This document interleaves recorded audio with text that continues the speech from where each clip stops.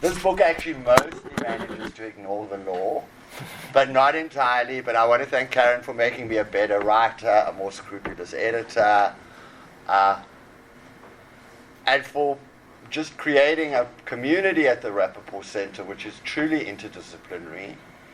And we have an amazing collection of interns every year. And so I'm not seeing that many undergraduates or law students here, but I was going to pimp for the internship program. But I don't really need to because it's really wonderful. I want to thank Cooper. I wish Cooper had proofread this book because Cooper has the most eagle eye known to man. But I did say to him, if you find typos, I really, really don't want to know. But Cooper sort of just had an upgraded title, so it's Research and Academics Manager. Mm-hmm. Did I get that right? So we're working on a project on green or carbon transmissions in South Africa, and Cooper is one of my favorite collaborators. And I want to thank Caroline. Where's Caroline? She ran away. She's coordinating okay, all right. Caroline, who kind of holds us all together, which it's not an easy task. And then I see my chair, Professor John Gonzalez is here, my friend Laurie Green is here, Jeanette Herman, who sort of was at the beginning of the BDP program, my friend Simone Brown. I'm sorry, there are too many of you. But it's so great to see you. And I see some very favorite former students as well, but I won't embarrass them by singling them out. Okay, I've talked too much already. I want to be fast because I've been prattling on about this book in my head for a very long time. So I'm much more interested to have a conversation with Anne and hear from all of you. So, what I'm going to do is I'm going to very quickly talk you through the table of contents. I'm going to read a poem, and then I'm going to show a clip of a very, very weird movie, which is probably going to be, well, we'll see how intelligible or unintelligible it is to you. I mean, this is one of the occasions where I really don't mind being upstaged by my material. And then we'll show a few of the images from the book. And I think one or two that didn't make it into the book because permissions got nightmarish. I also really have to thank Madeleine McQuillig, who did the permissions, who did unbelievable bibliographic research for me, and incredible hand-holding and encouragement and reading, and I just held me together as I finished it. So I'm hugely indebted, and I have a very funny story for you, but it's only for you, so I'll tell you at the end.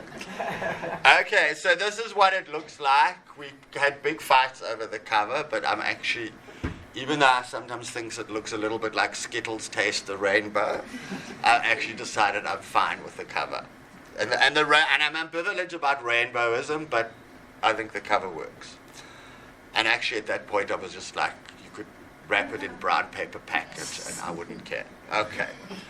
All right, so this is the book. I mean, it's basically a book about the history of representations of HIV/AIDS as the global pandemic shifts from being imagined as mostly having a gay North Atlantic demographic, and forgive the word demographic, let's just say people, to becoming in the global imaginary the figure of the person with AIDS becomes more African. And so I'm trying to track that, and then that's like the first two chapters.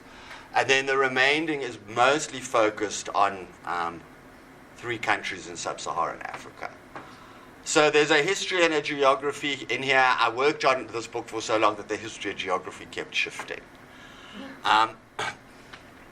So it's a history of representations. I'm interested in how AIDS gets figured. Like, what are the forms of embodiment that are used to imagine the disease, the person with the disease? It shifts in the early years in the US from the 4 H's, Haitians, homosexuals, hemophiliacs, and heroin addicts, to some sort of vaguely designated African over the course of the book. The first chapter is actually, if you're going to read it, you just have to read chapters 1 and 2. Those are the fun ones. And I I love chapter 6, but I don't expect anyone else to love it. Okay, so chapter 1 is about beauty pageants. And in it I track a figure called Miss HIV. The first time I find her is in this John Grayson extraordinary AIDS musical from 1993 called Zero Patients. I'm going to show you a clip from it. And then there's this great Botswana beauty pageant called Miss HI Stigma Free, which starts in 2003 and runs for well over a decade. And to enter that beauty pageant, you either have to be HIV positive yourself or you have to have a relative who's HIV positive. And in 2003, the prevalence rate in Botswana is between 20 and 30%.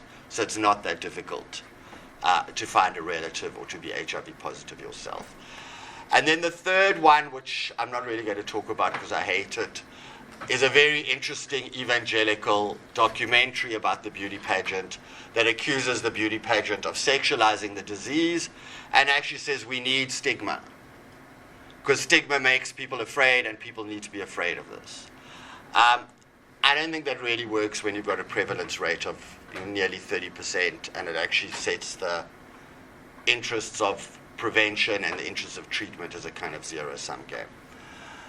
The next one is on memoir, and I think testimony is a very important genre for making sense of the pandemic.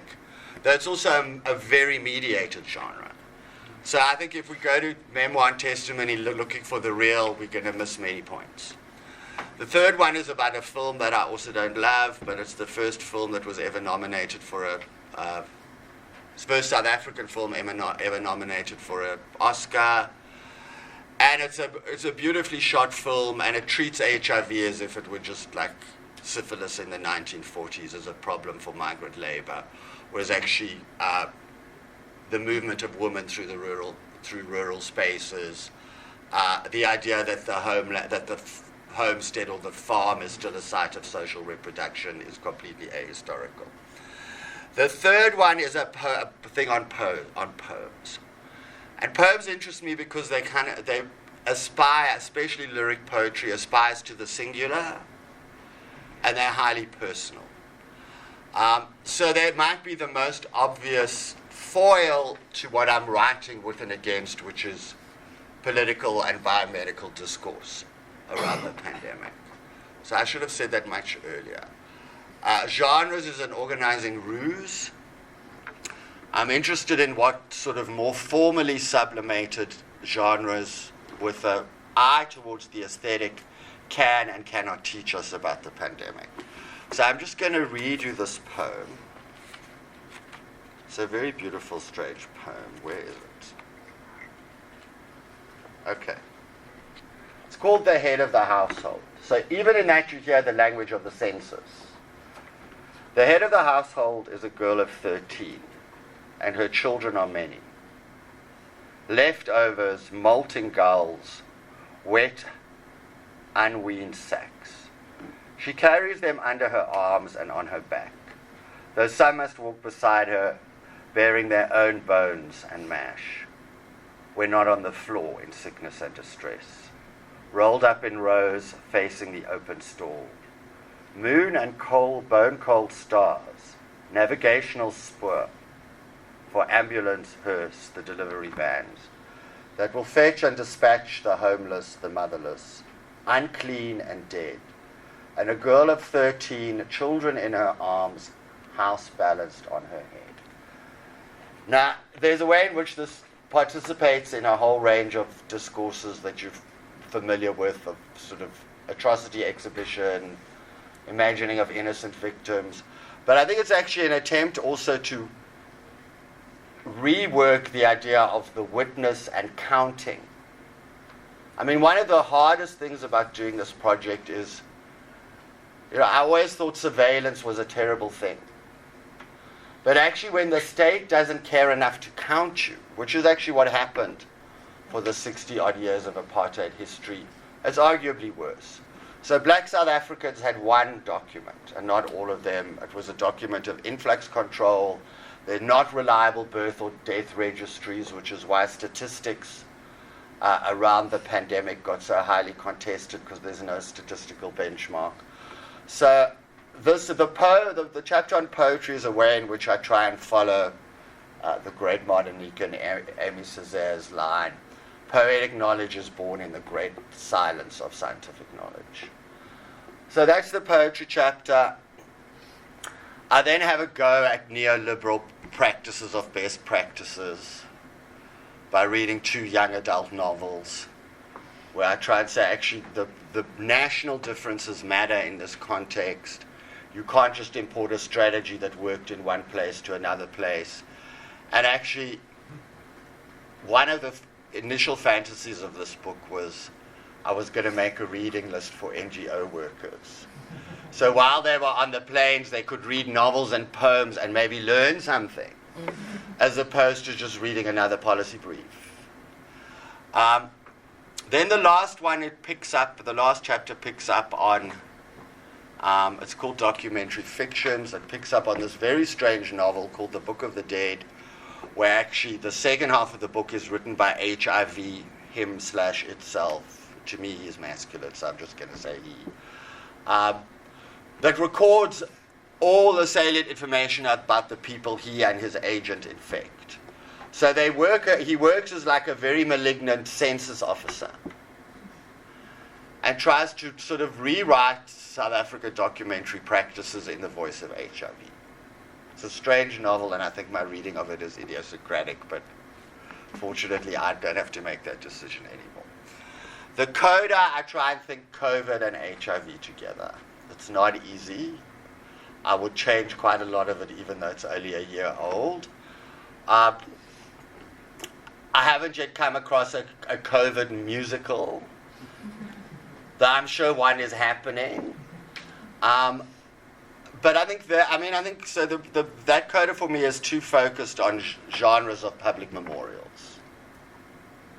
So that installation at the National Mall in Washington, D.C. with the couple 100,000 flags versus the AIDS quilt.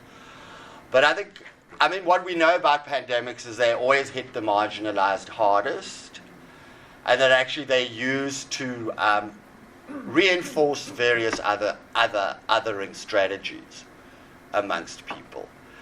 And also that actually medical science is not easily translatable, and illness, precisely because it's embodied, becomes emotionally saturated and is a very fertile ground for all kinds of fantastical thinking. And you're going to see a little bit in here. So what I'm going to show you now, and I pray it works, is a clip from John Grayson's Zero Patience. It's 1993, which is just before antiretrovirals become widely available in the North Atlantic world. So it's at that moment when HIV/AIDS for certain kinds of people is ceasing to be a death sentence, but it's still that distribution of vulnerability and death remains very unevenly distributed. So I'm very curious I'm just going to throw it at. I'm going to throw you in the deep end, and you'll see what I mean. He's looking at his bloodstream. My bloodstream's in bad shape.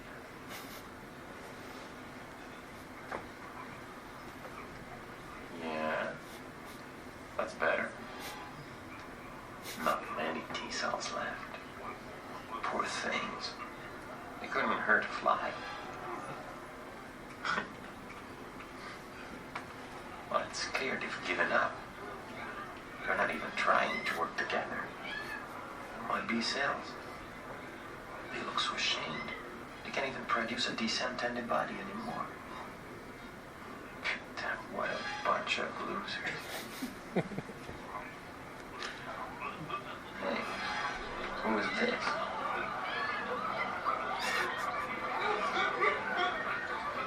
Why are you scaring everybody?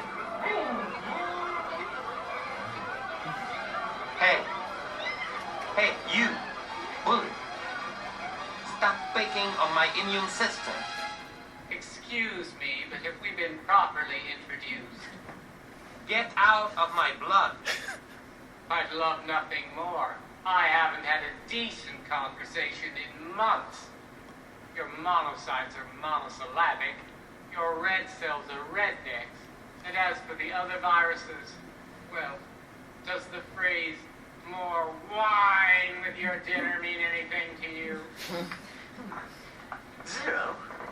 What the dickens are you up to? It's HIV. What? HIV? You destroyed my immune system. You killed me.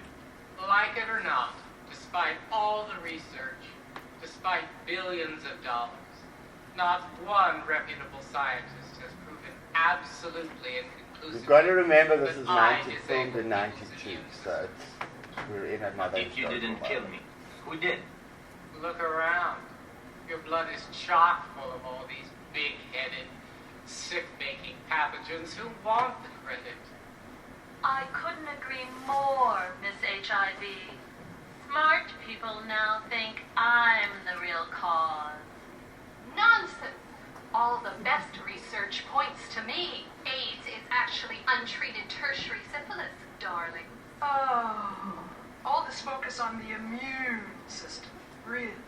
I'm the one who makes people go blind.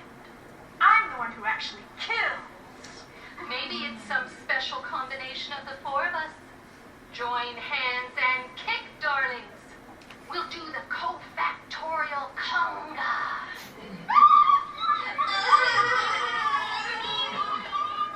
Miss HIV, what about all this safer sex business? Safe sex is vital. You of all people should know that, Zero. For better or worse, that famous, flawed cluster soap opera you started back in 1982 convinced everyone that safe sex is crucial. Well, that story proved I brought AIDS to North America. That data merely documents that you slept with some men who slept with some men, etc., etc., etc. But it takes much longer than that, sometimes as long as 10 years to manifest chronic symptoms. The men I slept with might already have been infected? Exactly. They might even have infected you for all we know. Well, then I wasn't the first. Of course not. Scientists have since documented cases of AIDS in North America at least as early as the 60s. Most importantly, why should it matter who was the first? Tell a story of greed, ambition, and fraud. A case of science gone mad. Tell a tale of friends we miss. A tale that's cruel and sad. We for me, Scheherazade.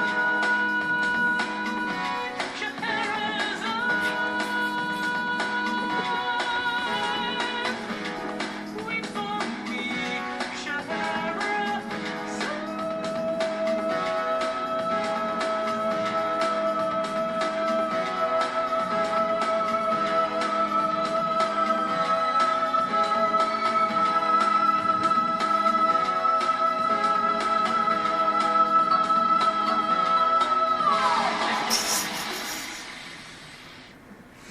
Okay, part of me almost thinks I should just stop there, but I think that would be slightly irresponsible. I mean, it's the weirdest movie. Okay, probably still one of the best-selling books about HIV/AIDS in North America is Randy Schultz's and the Band Played On. And this film is kind of a full frontal attack on that book. That book argues that a Quebecois flight attendant called Gaydon Dugas was patient zero in bringing AIDS to North America. The premise of this film is way too complicated, so I'll do it really fast. The premise of this film is Sir Richard Francis Burton is still alive, and he's making an exhibit of a history of contagion at the Toronto Natural History Museum, and he wants Gaydon Dugas to be in that exhibit. Okay, Richard Francis Burton is a crazy Victorian explorer. I mean, like, they don't make them that way anymore. He spoke 50 languages. He discovers the source. I can never remember whether it's the White Nile or the Blue Nile. I think it's the Blue Nile.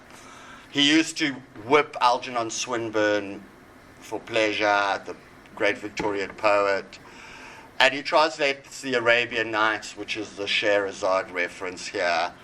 And he has a notorious appendix to the Arabian Nights called the Sodatic Zone, where he argues that climate causes homosexuality.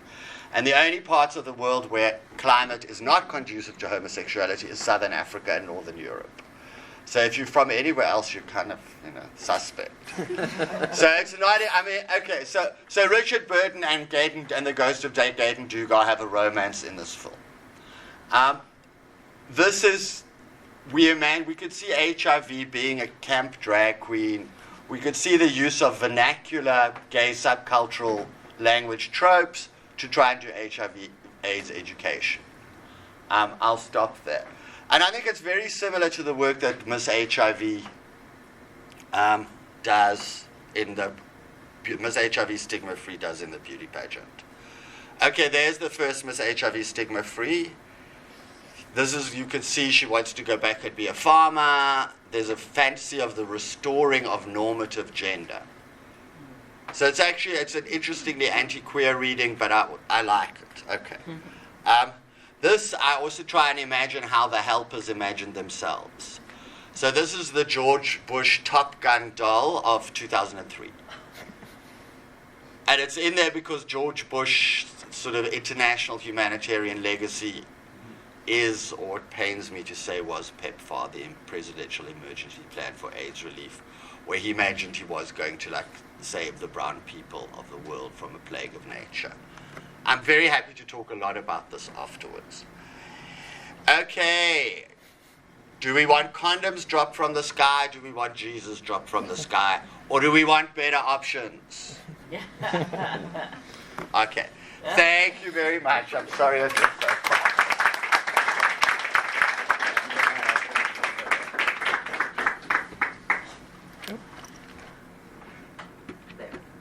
Oh, what's the start? I went too far ahead. There we go. Yeah, Perfect. That's good. That's a good place to start. Okay, Are we going to? Are we going to have coffee chat? Yeah. I know, we need a table for my coffee. We'll have a... Do you need to be able to see how should we position? Well, we should, Okay. we should be like this. And this is the funny thing about trying to do salon style in these rooms where we don't have a platform to sit on. So I hope the folks at the back can still, see I'm us. more comfortable looking up. Hello, Neville. Hello, Anne. Inviting me to be a conversational partner on this occasion.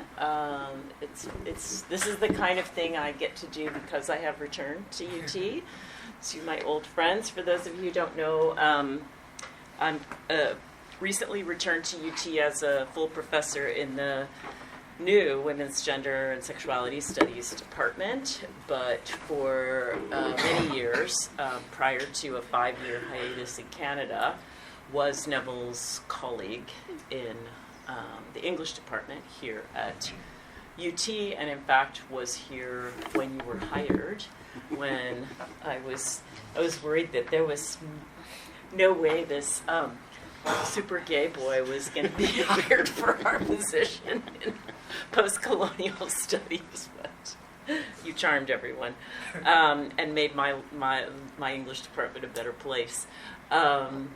So I just want to kind of bounce back and forth with you, or kind of give you a forum to elaborate on some of the things that you have just said to us. But I wanted to begin with this sense of what I'm calling our shared histories of many kinds.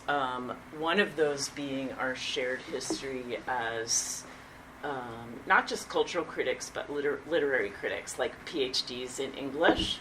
Although I will say that we were both students of Gayatri Spivak, so we could talk about how that morphed our sense of this question of what, if anything, can the soi-disant literary and cultural critic contribute to understanding and ending the HIV/AIDS pandemic through attention to the historical and affective determinants determinants of the imagination of HIV/AIDS archived in literary and cultural forms. This is sort of the opening salvo of the book. It's a question I think anybody who is a literary or cultural critic is always asking themselves. Certainly something I'm thinking about now as I teach research methods to grad students. You know, what can a poem do? What can a reading of a poem do, which may be even more vestigial than the poem itself. But I didn't include it here because I threw this together hastily. I always feel like I'm playing the sincere lesbian to Okay, Neville's, I can do sincere lesbian. Yeah. Oh, I know. No, we're gonna switch back and forth to Neville's reading in the high camp tradition of the homosexual. So I note that the book begins with a quotation from Oscar Wilde's. The highest, as the lowest form of criticism, is a mode of autobiography. So there's that. Can we go to the next slide? Can you help? And then the first sentence of the book is, I realize or imagine that I have been researching and writing this book my entire life, maybe longer, often in ways that felt more like living than researching or writing. So I wanted to invite you to sort of talk about the longue durée of the writing of this book, not to put you on the spot, but because I actually think it's one of the beautiful things about the book is getting to, for example, live it with you and to see what's happened. And I put here also on the slide, because I was asked to blurb this book, but as often happens, they cut your blurb, and I felt like they cut the most interesting part of the blurb.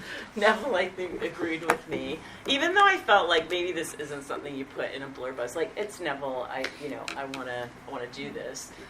So they cut this first sentence that was, pandemic genres has been a long time in the making and is the better for it, I would argue that, because it emerges from Neville Hoad's experience of living with an HIV/AIDS pandemic that has never been over, especially in South Africa. So let me pause there and just invite. Well, I'm gonna do the first. I'm not gonna touch the Oscar Wilde quote because I actually think it's up to the reader to decide whether this autobiographical mode is the lowest or the highest. I mean, I think it probably oscillates. Yeah. But the question of what can the literary or cultural critic do is something I think that underwrites the book. And I think, working in a humanities department in a long moment of crisis around the value of the humanities, obviously one thinks about that in the classroom, one thinks about that in graduate supervision, one thinks about it all the time. Okay, and I should stop saying one. Okay, I obsess about it.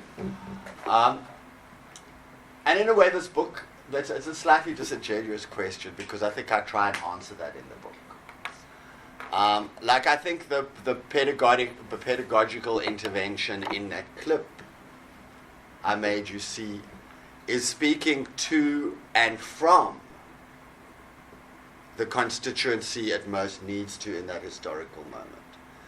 And I think too many representations speak for and about. Okay, now we could go on a whole digression on the importance of prepositions, but I will spare you that. So I think then the Miss HIV pageant does, HIV stigma-free pageant does similar work because it actually tries to invoke the worlding.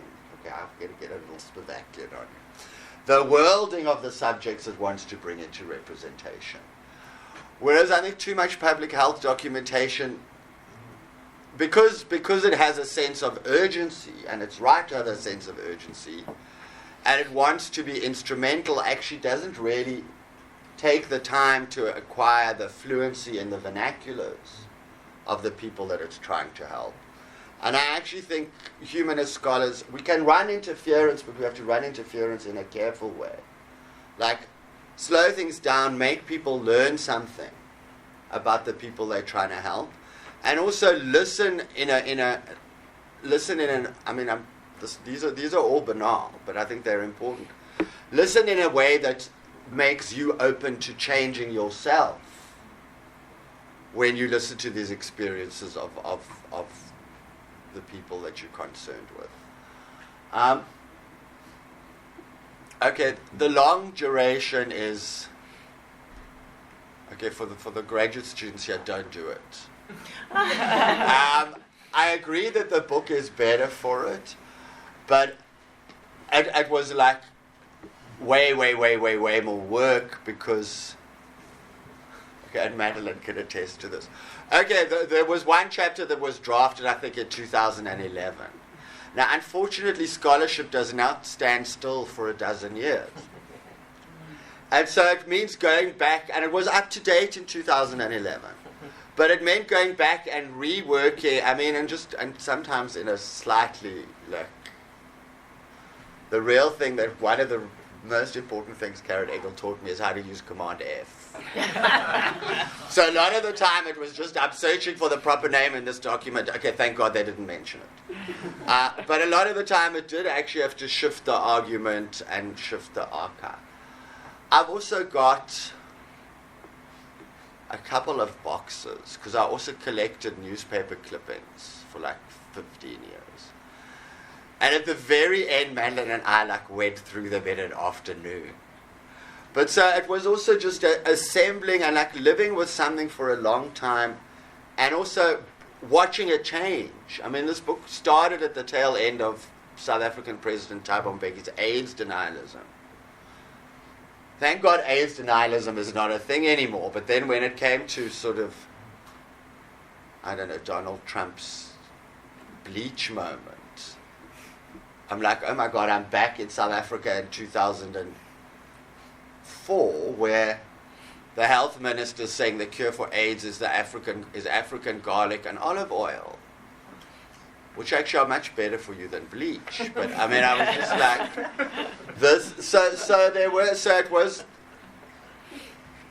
I mean, I always fall back on the marks of the 18th Brumaire. As history repeats itself, first time tragedy, second time farce. But except I now think we're in the spin cycle of farce. And it would be hilarious if it wasn't so consequential.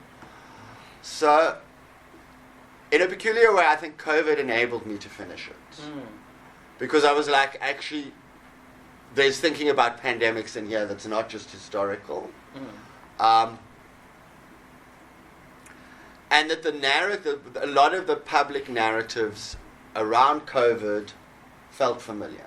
Yeah. And I was just like, so there are big discursive tropes that are organizing how we think about pandemics, and let me go back and see what I wrote and see what I still agree with and what would need changing. And we will get to that because I wanted to close on the coda and two pandemics. But let's go to the next slide. This I wanted to share with people. Again, I feel like it's because we're friends. I can kind of run the risk of putting you on the spot. You know, and sort of forcing you into the confessional mode or the memoir mode. But it's also because if we actually, can you go backwards for a moment? This, often in ways that felt more like living than researching or writing. I want to hear behind that the living as opposed to the dying. So there is also, to me, an important reason for the slow writing and the ongoing living, which is that those of us like you and me who have this deeply shared history of the HIV/AIDS crisis live in the knowing that we are alive and so many others are dead. And so we, continue to hold on to these projects in part because it is memory work of a kind. So if you can go back to this, this sense of a shared history here of I did not know Adam well, but because you travel in the same circles, and I'm looking at Laura Gutierrez, who just brought Julie Tolentino here for Outsider, who I had never, I think, met directly, but in meeting her, we were like, we know each other, we know who we are because of this shared activist legacy.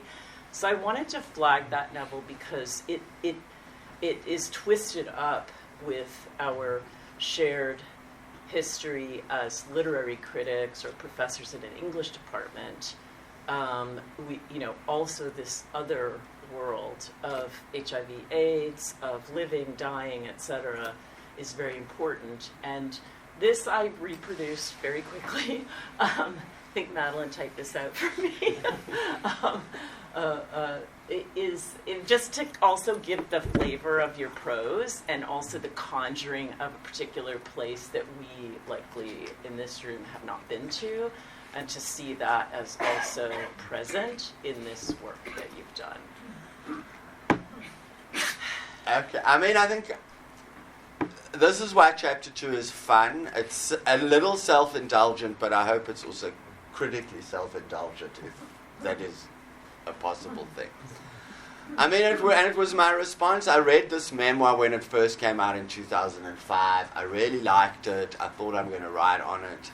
There was another South African memoir by a constitutional court judge and a big-time South African AIDS activist called Edwin Cameron. I thought I was going to write about that memoir.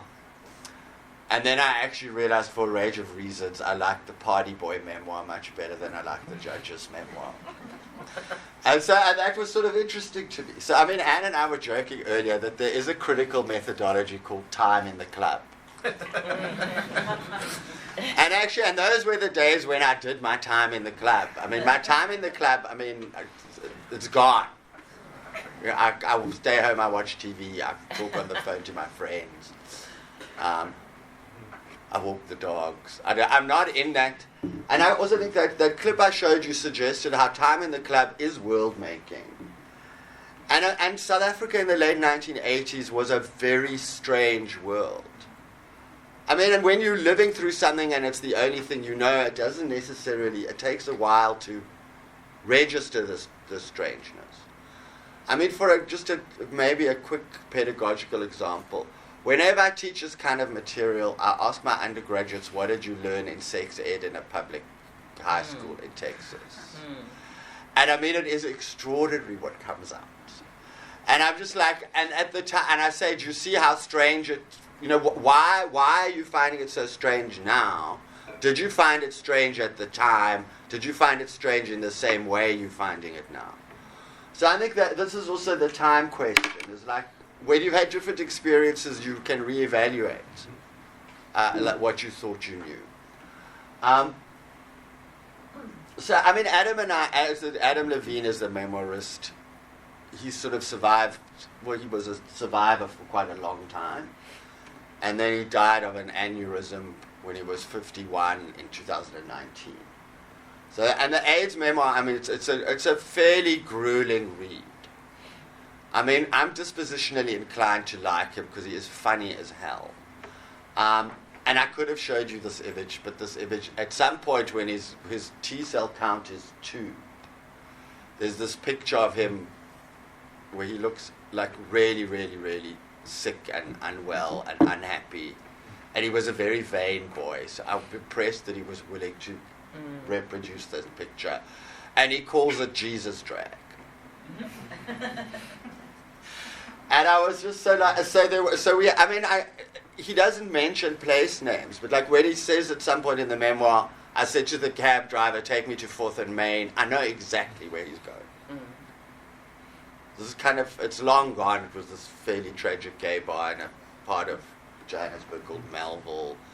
That was actually it was a Tuesday night, so that was probably the only one that was open.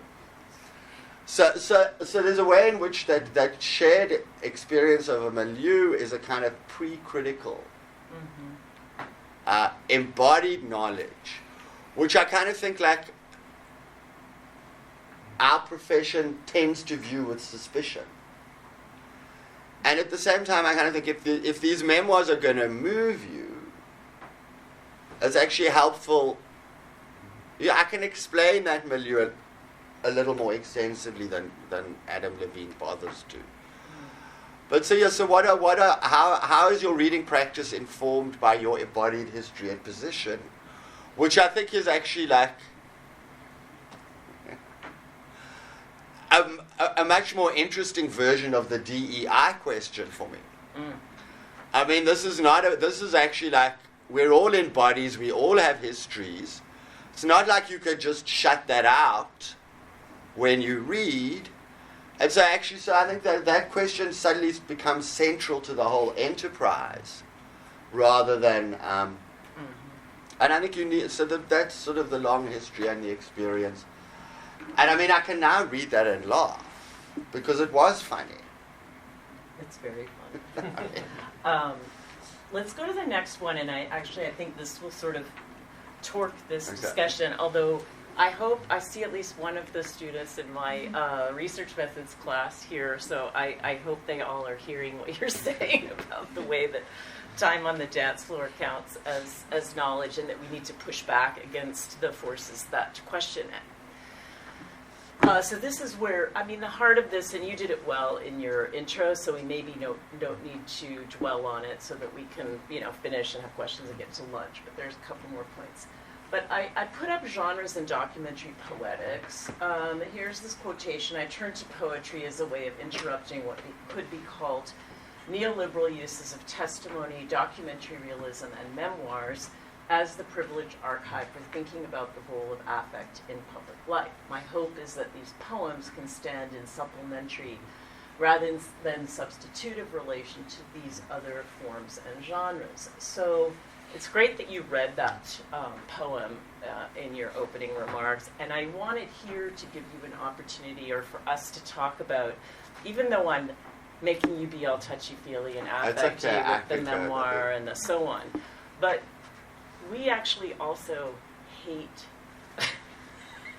testimony in some ways, or have a critique of it. Actually, this is where the Geister of that comes in for sure.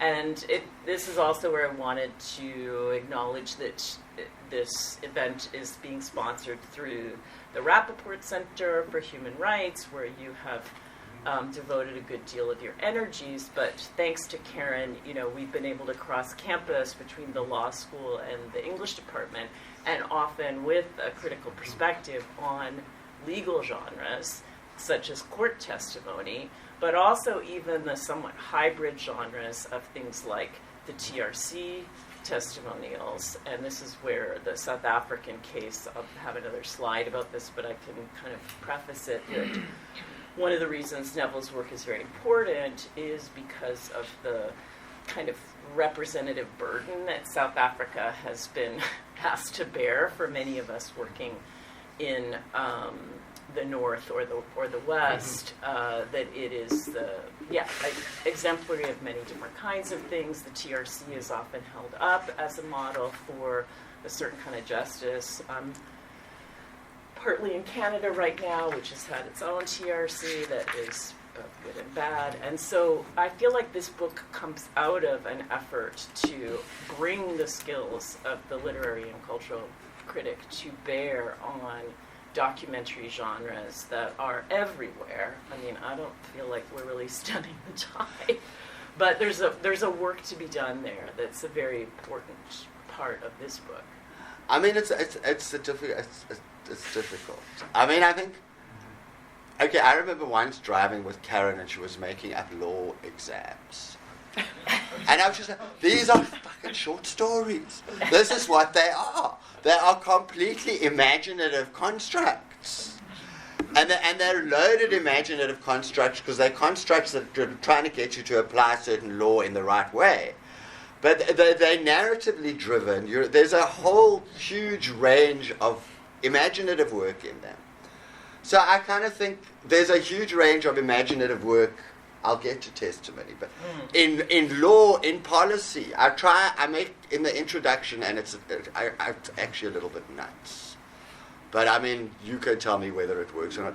I try read PEPFAR, the Presidential Emergency Plan for AIDS Relief, as if it were a poem.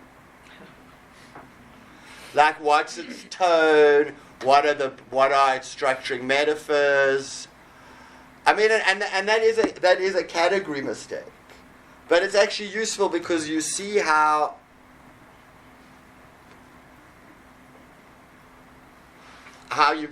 representation, and I'm somehow caught between representation in its political meaning, like your congressman, and representation in its artistic sense, like a painting. And English is a stupid language because those are very two different things, and we should have two different words, but we don't.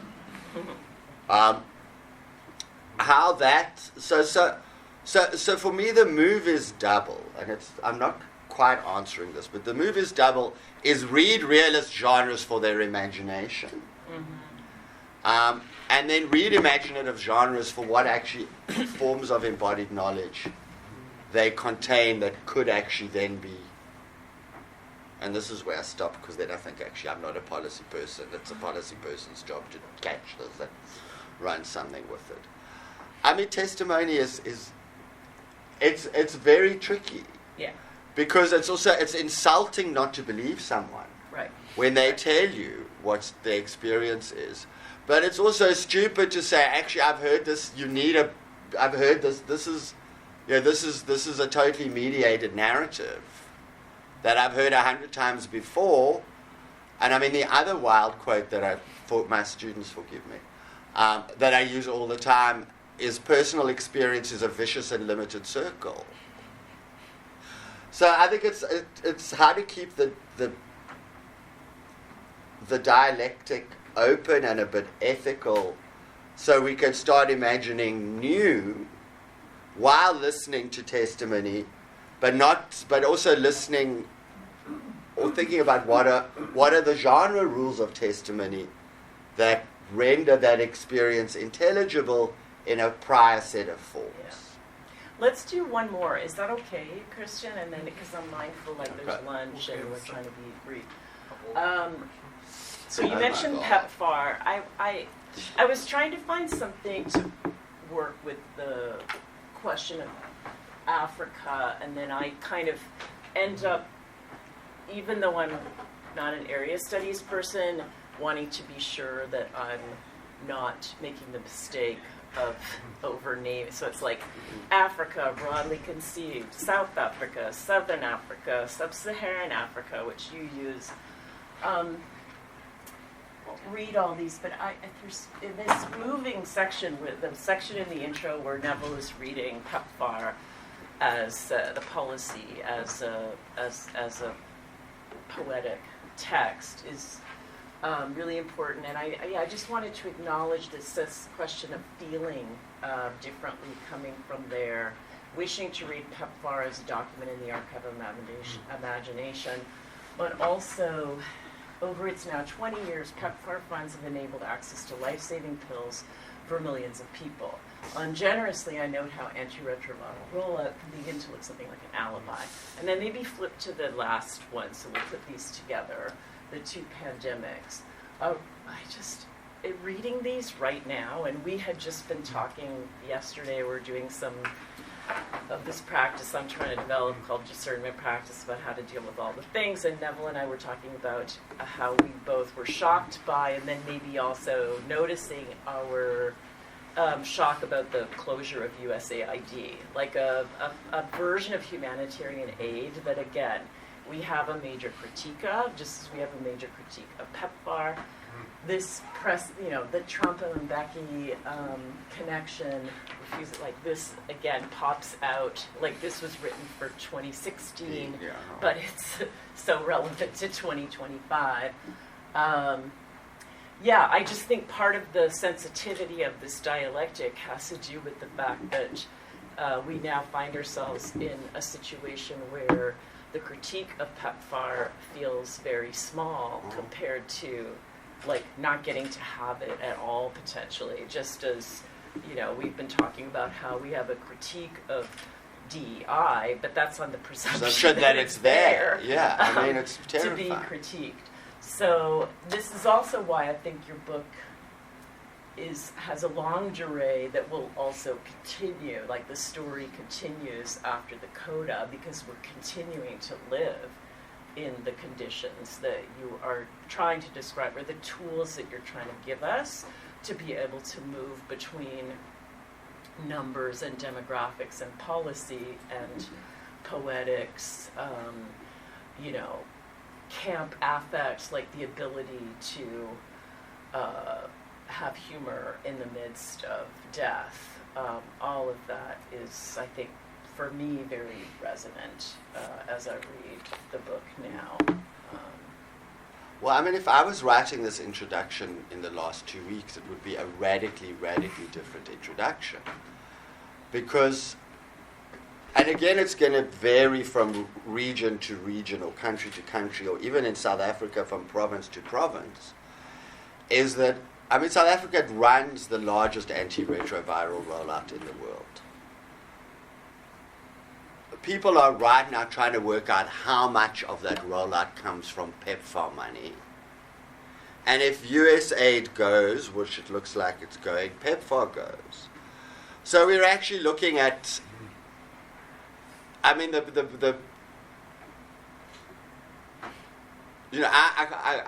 I'm saying sentences that were actually unimaginable to me 2 weeks ago. So I'm actually hoping the Chinese step in. That, they've been buying Indian generics for a while. And sure, there were a hell of a lot of problems with PEPFAR, but PEPFAR did get drugs into millions of people. So it's not an exaggeration to say it saved millions of lives. And to whether it saved them for the right reasons or the wrong reasons is not actually a judgment I care about. It's not actually that important. So we're now looking at actually we didn't like neoliberal governance, and there are lots of reasons not to like it. But if it's also hard not to have nostalgia for the bureaucrats in a moment when it looks like the world is increasingly run by, tech bros with the sensibility and moral commitments of brigands and warlords. But I think the learning there is the persistence of critique, and realizing that actually that critical position is not divorced from your life experience or your commitments, and that doesn't invalidate that attachment to the persistence of critique. Now I know that's all abstract. I think. Thank you very much, Anne. Thank you. These were great questions.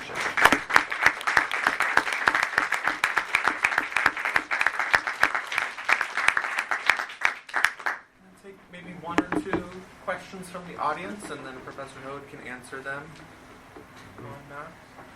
Any questions?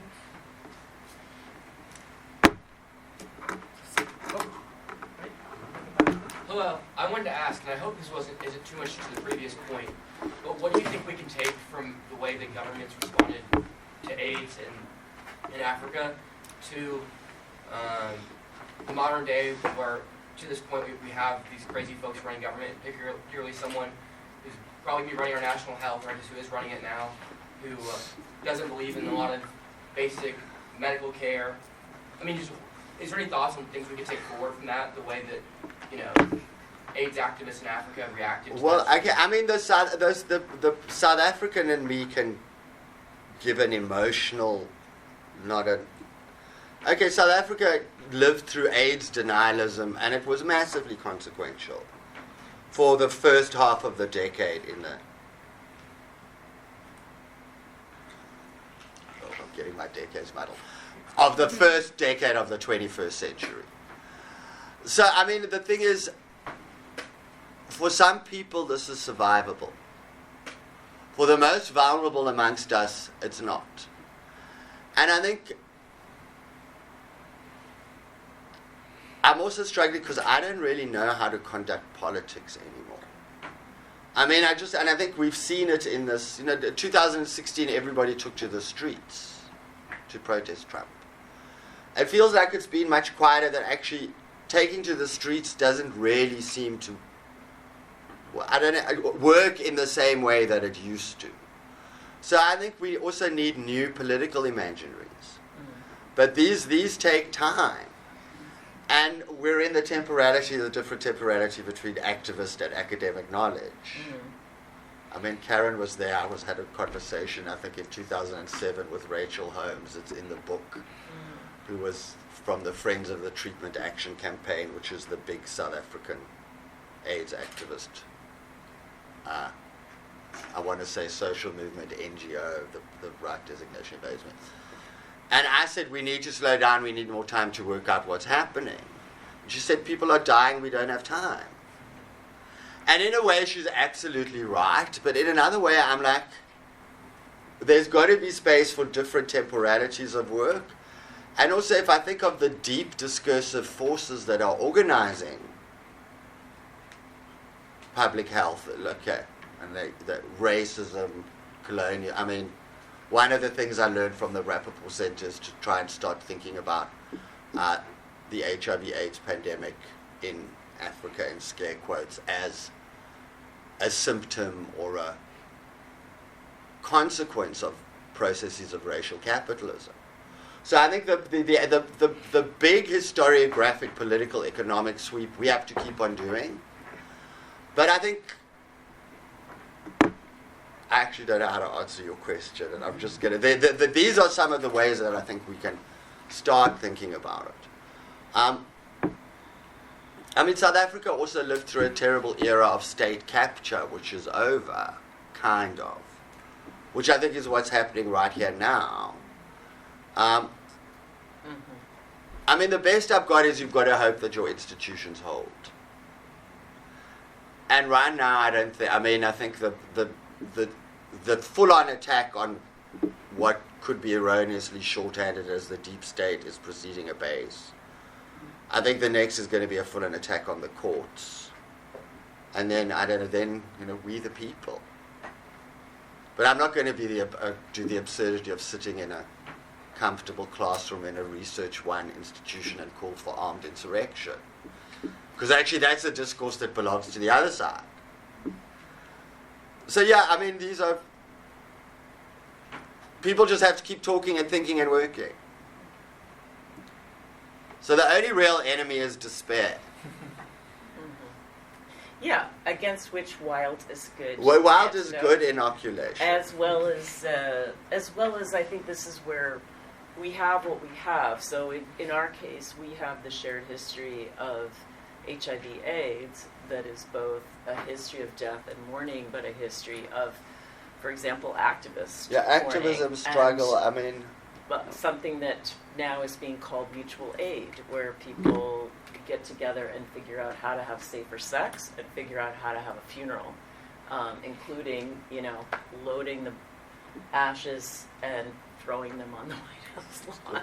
I mean, there's... So we have some, and the transfer of that knowledge of some of the different things that have been done. Again, I think South Africa, even if it's in a somewhat potentially naive or sentimental way, has meaning for many of us. I'm I'm sure many people in this room cut their teeth on... divestment protest baby, where the liberation of South Africa meant something about the liberation, or the possibility of liberation of all of us.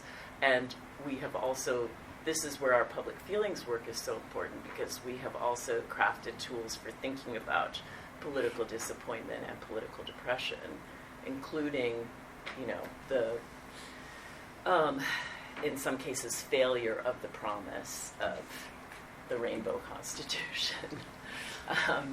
And that's life. Which in my bad moments I call trickle-down justice. Yeah. But I do like constitutions as well, so I mean... Shall we eat some I lunch? think we shall break out. We still have the room for a few minutes. Actually, I just want to say one more thing to you. Sorry, what's your name? Aiden. Become a Rapoport Center affiliate. One of our big things that we're trying to work through is intergenerational memory, which is like how do us old people help young people not have to waste time reinventing the wheel, And how can young people help old people like me not just to think like if I click on a like on Facebook, I'm participating in the transformation of the internet. Okay. Do you know? I mean, so I think these intergenerational conversations are really important.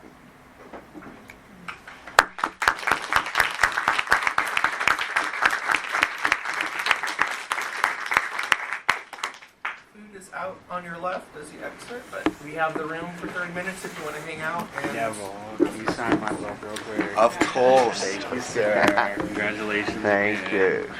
It's so good to see you. Oh, Neville, always good to see you.